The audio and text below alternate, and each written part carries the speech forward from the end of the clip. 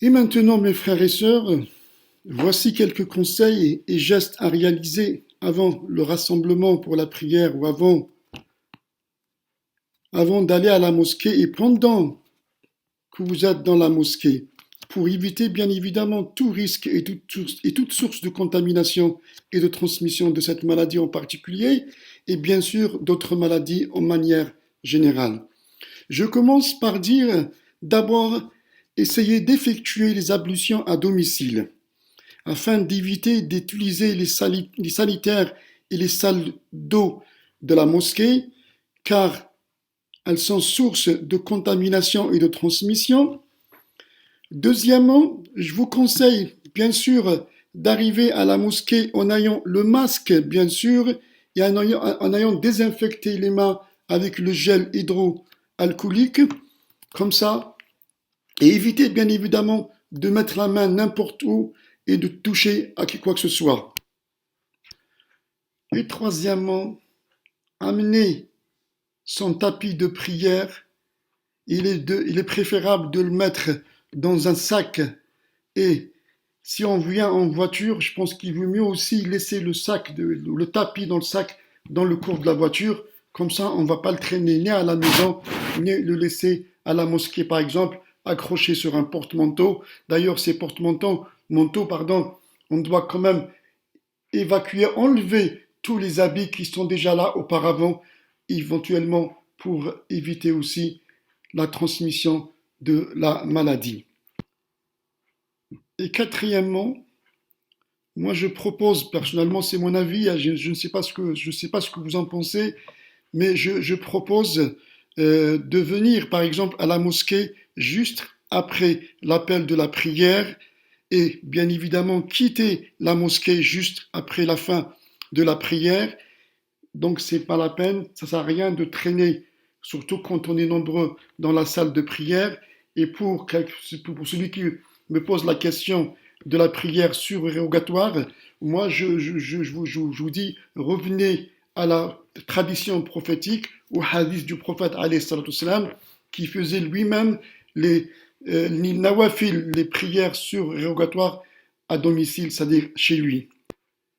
Et cinquièmement, moi, je vous conseille de respecter scrupuleusement la distanciation sociale, que ce soit dans la salle de prière comme dans l'enceinte de la mosquée. Et je propose pour les mosquées qui ont les moyens humains, ça c'est sixièmement, j'ai oublié de vous le dire, pour les mosquées qui ont les moyens humains et financiers, ils peuvent installer par exemple le système automatique d'ouverture et de fermeture de portes. Toutes les portes d'entrée à la mosquée, les portes d'entrée dans les sanitaires et notamment les autres portes. Et cela, bien sûr, pour éviter de mettre la main partout et surtout au niveau des poignées des portes, etc. Et comme ça, on pourra, je pense, on pourra réduire au maximum la contamination et la transmission des affections par la main. Et là, encore une fois, mes frères et sœurs, j'ouvre une parenthèse, une grande parenthèse même, pour parler et pour parler bien sûr de la main ou des mains, cet organe.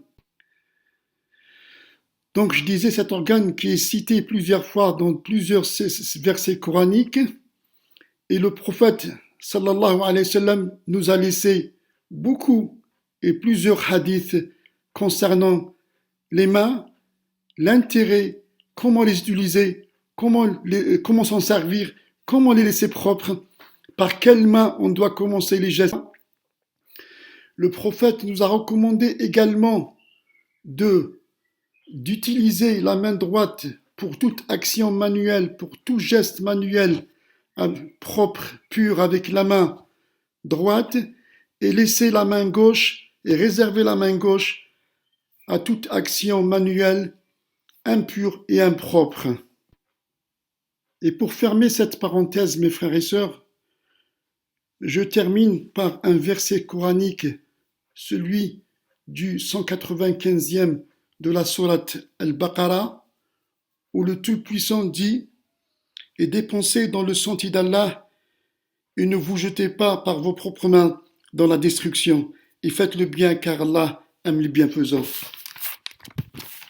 وأنفقوا في سبيل الله ولا تلقوا بأيديكم إلى التهلكة وأحسنوا إن الله يحب المحسنين.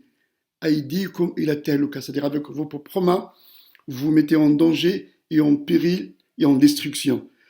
Et en ce qui concerne le hadith du prophète sallallahu alayhi wa sallam, et selon Al-Bukhari et Muslim, le messager d'Allah sallallahu alayhi wa sallam a dit: quand vous urinez, ne tenez pas votre verge ou la partie intime de la main droite et vous ne nettoyez pas les parties intimes de la main droite. Et quand vous buvez, ne respirez pas dans le récipient. Donc, à travers ce verset coranique et ce hadith du prophète alayhi salam, vous avez constaté et remarqué l'importance capitale de la main et son ultra-sensibilité. Donc, si elle est utilisée dans le bon sens, elle peut faire que du bien. Et si elle est utilisée dans le mauvais sens, elle peut entraîner que des choses mauvaises. De toutes les façons, mes frères et sœurs, je reviendrai sûrement, Inch'Allah, sur le sujet de la main et je consacrerai un petit discours uniquement pour parler de la main. Et je termine mon discours, mes frères et sœurs, par un petit verset coranique. Un verset coranique pour conclure. Je l'ai tiré de la sourate At-Tawbah, la sourate 9 et le verset 108 et qui parle et qui aborde les mosquées, les gens qui prient dans les mosquées et les gens qui veulent se purifier. Allah tabaraka wa ta'ala yaqul ba'da a'udhu billahi minash shaytanir rajim la masjidun ussisa 'ala at-taqwa min awwali yawmin ahaqqu an taquma fihi rijalun yuhibbuna an yatatahharu wallahu yuhibbul mutatahhirin. Et la traduction du texte dit, ou du verset, car une mosquée fondée dès le premier jour sur la piété est plus digne que tu tiennes debout pour prier.